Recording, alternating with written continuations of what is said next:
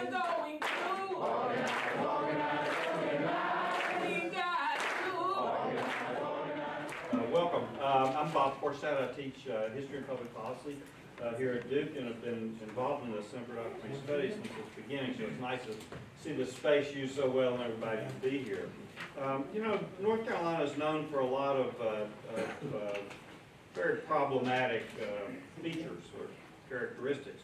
Lowest wages, lowest rates of unionization, my Ragsdale High School fellow alumni, Governor McCrory, among others.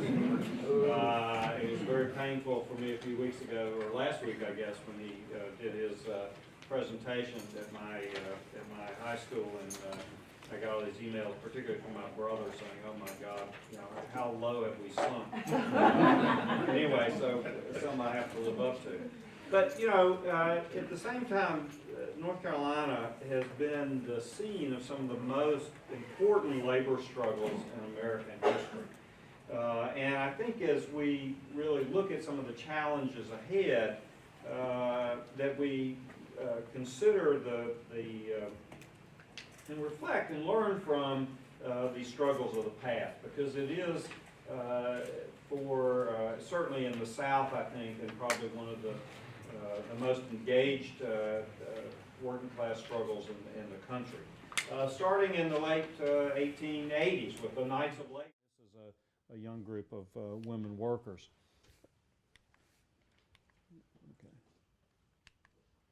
In the mid-1940s, the Organization of Tobacco Workers at Reynolds Tobacco Company in North Carolina, which I write about in a book called Civil Rights Unionism, was a really stunning moment in North Carolina's history. Here you have, on one Wednesday, you've got about 20 members, active members of a union.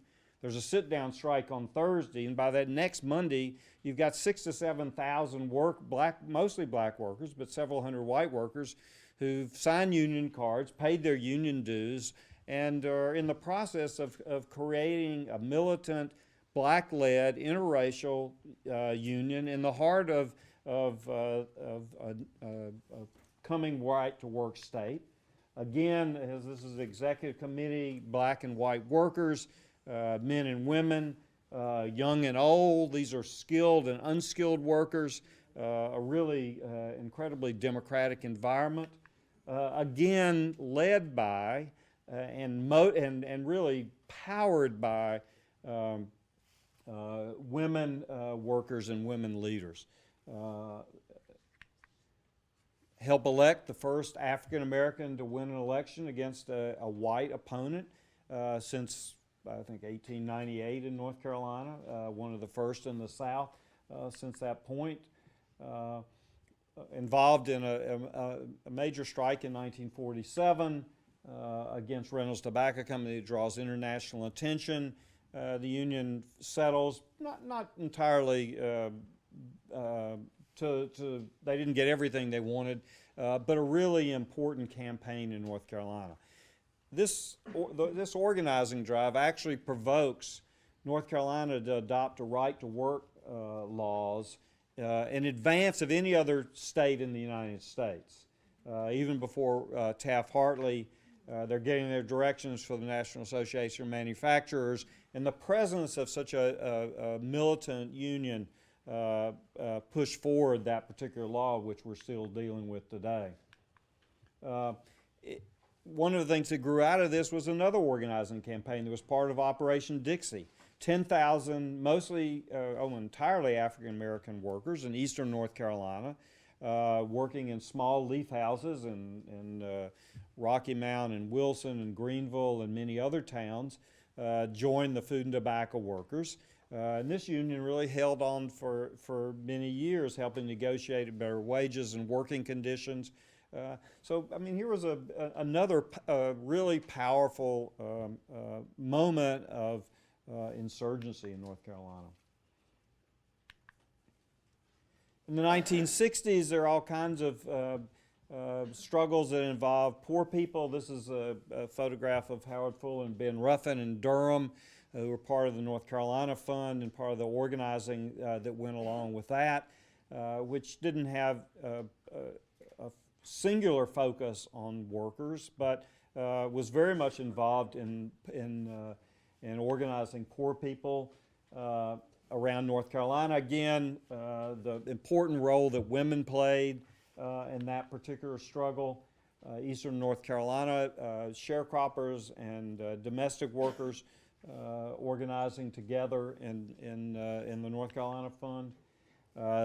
Chris already mentioned the J.P. Stevens campaign, the kind of modern heroine of our labor struggles, Crystal Lee Sutton. I think this is the Flock campaign. I can't see it for, and just a few things. The Smithfield campaign and some others. This is the recent strikes and walkouts over food workers and low-income workers in the food service industry. And then our own Mary B. Addressing Moral Monday. And what's been really powerful, I think, is the incorporation of all these different groups in the Moral Monday protests and the Forward Together movement, and labor's really prominent role in that. I think maybe the highlight of the whole summer for me was the moment when teachers came out in force and really began to acknowledge for the first time, or not for the first time, but many of them for the first time, that they were workers. This was a labor issue. It wasn't just about schools. And I think that's one of the things that's really key to understand about this whole attack on the schools and on education, is this is an attack on workers as much as it is on the educational status and opportunities for North Carolinians. So there's a rich labor history here. I think there's a lot to learn from. You look at the situation in Tennessee, so much of that was predicted by the kinds of the stories that we understand from the past in North Carolina. So thank you. Organize, organize, organize.